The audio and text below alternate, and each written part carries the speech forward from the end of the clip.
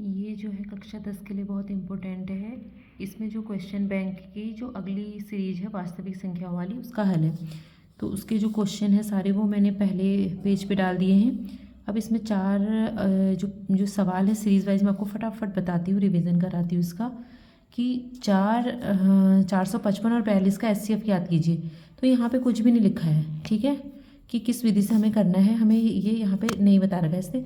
तो हम इसको क्या करते हैं, हम जो भाग विधि है हमारे पास उससे करते हैं। तो इन दोनों में से जो छोटा है वो देख लेते हैं, ठीक है।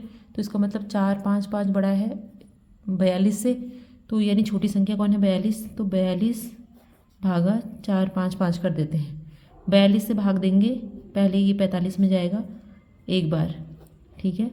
फिर अब ये जो है भागफल बन जाएगा, यहाँ 42 आ जाएगा। फिर हम क्या करेंगे, फिर भाग देंगे एक बार जाएगा, यहाँ बचेगा 7, फिर ये 35 यहाँ आ जाएगा। तो आप देख रहे हैं कि जो जो शेषफल बच रहा है वो क्या आज बन जा रहा है भागफल, और जो उससे पहले वाला है वो इसके अंदर आ जा रहा है, ठीक है, भाजक के अंदर आ जा रहा है, भाज्य के अंदर आ जा रहा है। फिर यहाँ पे शेषफल बचा और यहाँ पे जो पहले वाला था हमारा भाजक था वो यहाँ आ गया, ठीक है। तो इस तरीके से हमने क्या करना है, इसको 7 पंचे 35 दे देना है, और जब तक देंगे जब तक कि 0 ना जाए। अब यहाँ पे 0 आ गया तो 7 क्या हो गया हमारा SCF हो गया। आपको पता है SCF क्या होता है, एक ऐसी संख्या होती है जो क्या होता है हाईएस्ट कॉमन फैक्टर होता है, और इस 7 से इसमें भी भाग चले जाएगा और इसमें भी। तो हमने इस तरीके से भाग विधि से करना है। भाग विधि में कुछ नहीं है, छोटी संख्या छांटिए और भाग देते रहिए। जो शेषफल आ रहा है उसको यहाँ पे ले लीजिए, और अंदर क्या ले लेंगे, जो पहले हमारा वाला भाजक था उसको ले लो। फिर यहाँ पे हमारा 7 आ गया, फिर इसको हमने अंदर ले लिया और लास्ट में 0 आ गया, ठीक है। प्रैक्टिस करने पे आ जाएगा। इसको अभाज्य गुणनखंडों के रूप में, कल भी ये सवाल मैंने आपको कराया था। इसमें जो है इसमें ये बताया था कि इसके कितने अभाज्य गुणनखंड हैं। तो हमारे पास क्या आए थे, 4 आए थे, आपको याद होगा।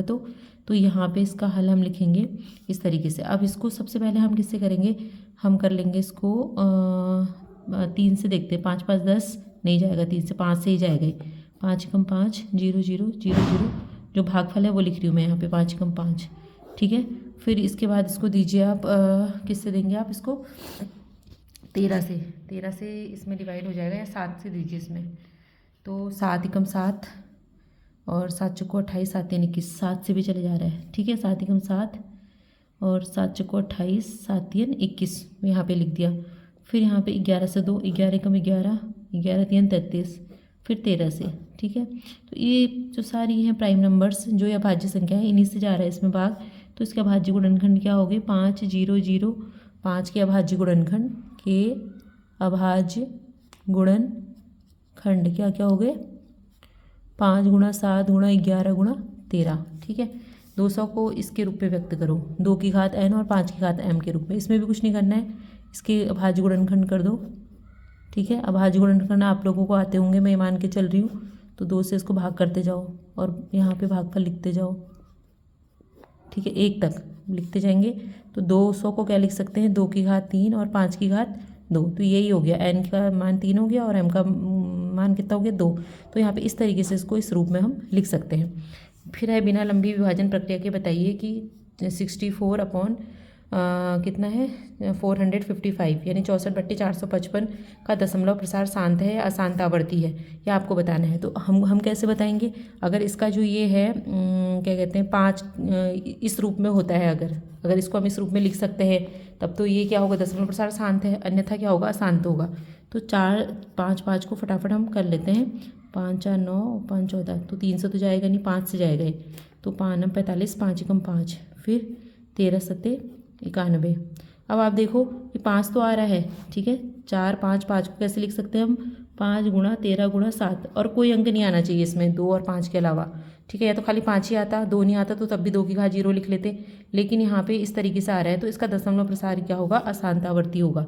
तो आपको लिखना होगा, अतः इस 4 5 5 का दशमलव प्रसार अशांत आवर्ती है, क्योंकि हर को 2 की घात n और 5 की घात m के रूप में नहीं लिखा जा सकता, ठीक है। इस तरीके से हम इसको करेंगे। फिर नेक्स्ट जो है हमारा इसको भी ऐसे ही करना है, बिना लिम्बी विभाजन प्रक्रिया के बताना है कि शांत है कि अशांत। तो इसमें भी आप देख रहे हो 2 और 5 के अलावा 7 आ गया, तो इसका अशांत आवर्ती हो जाएगा, तो इसका दशमलव प्रसार क्या हो जाएगा, अशांत आवर्ती। ठीक है, फिर 5 के बाद ये वाला क्वेश्चन था, इसको भूल गई थी मैं लिखना, तो इसमें भी यही करना है। तो इसमें आप सीधे बता दो कि इसका दशमलव प्रसार क्या है, इसका दशमलव प्रसार क्या है, शांत है। ठीक है, इसका आंसर क्या हो जाएगा, शांत हो जाएगा। तो आप शांत नहीं लिखेंगे, आप पूरा लिखेंगे अतः संख्या 23/2 5 2 का दशमलव प्रसार शांत है। फिर है नेक्स्ट, क्यू को संतुष्ट होने वाली उस स्थिति को लिखिए जिसके लिए P/Q का दशमलव प्रसार अशांत आवर्ती है। यानी यहाँ अशांत आवर्ती की कंडीशन लिखनी है। तो अशांत आवर्ती का प्रतिबंध क्या है, अशांत आवर्ती होने का प्रतिबंध, मतलब कि आप उसने शर्त पूछी है जिसके लिए P/Q जो आपकी परिमेय संख्या है उसके लिए, तो उसके लिए क्या होना चाहिए, उसके लिए प्रतिबंध ये है कि प्रतिबंध P/Q में हर Q 2 की घात n और 5 की घात m के रूप में नहीं हो, या हम ऐसे लिख सकते हैं Q इज इक्वल नॉट, ये इसका प्रतिबंध है। ठीक है, तो या तो ये इस रूप का नहीं होता है तो तब क्या है, अशांत आवर्ती होता है, या आप ऐसे लिख दो कि इक्वल करके नॉट लिख दो, Q इक्वल नॉट 2 की घात n और 5 की घात m। फिर इसका HCF निकालना है, तो फिर मैंने आपको बताया था इसका HCF, यहाँ पे कुछ भी नहीं लिखा है इन्होंने, गुणनखंड विधि से लिखो या कैसे लिखो, तो यहाँ पे भी 225 बड़ा है 135 से, तो आप 135 से इसको भाग दे दो 225 को, तो एक बार जाएगा, 2 बार ज़्यादा हो जा रहा है तो एक बार जाएगा, तो कितना आ गया 9 10 11 12 ये आ गया। फिर ये 90 आया तो 135 अंदर रख दिया हमने। फिर कितने बार गया, 2 9 18 ज़्यादा हो जा रहा है। फिर ये कितना आया 9 4 13, और इस तरीके से 45 दूनी 90, इस तरीके से आ गया। तो आपने देखा कि 45 से इसको भाग करने पे आ रहा है, तो HCF क्या आ गया, सीधे सीधे इसका 45 आ गया। ठीक है, 45 से दोनों में भाग चला जाएगा। ठीक है, उसके बाद 140 को अभाज्य गुणनखंडों के रूप में लिखिए, और इसको भी अभाज्य गुणनखंड विधि से इस तरीके से करना है। तो ये तो मैं पहले बता रही हूँ आपको, 140 को अभाज्य गुणनखंड विधि से किस तरीके से करेंगे, 2 से भाग करेंगे, फिर उसके बाद 3 से तो जाएगा नहीं, 5 से जाएगा। ठीक है, तो इसका अभाज्य गुणनखंड क्या होगा, 140 के 2 गुणा 2 गुणा 5 गुणा 7, तो इस तरीके से हम इसको लिख सकते हैं, 2 दूनी 4 पंचे 20 7 140। अब इसको अभाज्य गुणनखंड विधि से HCF भी निकालना है, LCM भी, तो फटाफट इसको पहले अभाज्य गुणनखंड कर देंगे इन तीनों का हम इस तरीके से। ठीक है, इसको करिए, 2 से नीचे 2 से जाएगा, 2 छक्का 12 2 3 6 3 एकम 3, फिर इसको करो, 2 से नहीं जाएगा, 3 पंजे 15, फिर इस तरीके से इसको करो, 3 सत्ते 21। ठीक है, सब में एक एक बार इस तरीके से आ गया, तो इसको सीरीज से लिख दो। ठीक है, कितना आ गया, 2 गुणा 3, ये आ गया 3 गुणा 5, ये आ गया 3 गुणा 7। अब आपने देखा इसमें से कॉमन, तीनों में जो सब में कॉमन आ रहा है वो आ रहा है 3, तो HCF तो क्या हो गया 3, जो तीनों में है अलग से।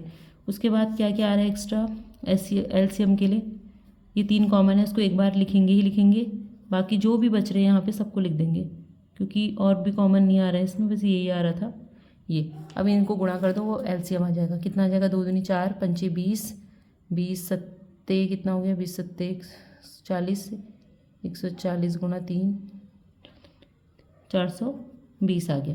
तो इस तरीके से आपने इनको हल करना है फटाफट। 1 नंबर वाले सारे क्वेश्चन है, इनमें से कोई 2 या 3 क्वेश्चन आपके पेपर में आ सकते हैं।